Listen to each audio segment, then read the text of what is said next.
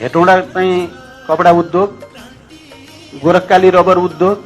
अनि बुटोलको धागो उद्योग, यी सबै उद्योगहरू सञ्चालन गर्नुपर्छ। कोही चाहिँ सिधै पीपीपी मोडेलमा गएर यो अब सरकारले धान्न सक्ने स्थिति देखिएन। अब फेरि पुरै प्राइभेटलाई दिएर पनि चाहिँ यो हुनेवाला देखिएन भनेपछि यो हामी 3P मोडेल, पीपीपी भन्छ नि प्राइभेट पब्लिक पार्टनरसिपको मोडेलमा यिनलाई चलाउने कतिपय उद्योगहरू जस्तो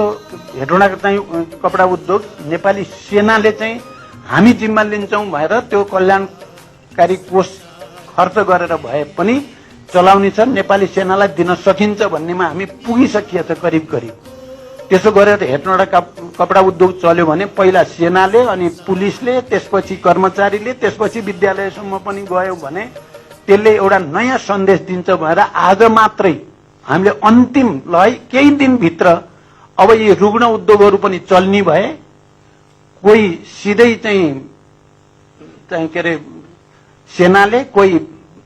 सहमति समझदारीमा चलाउने बारेमा छलफल गरेर मैले अन्तिममा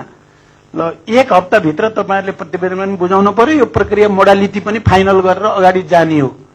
भनिएको हुनाले यसमा सरकार गम्भीर छ।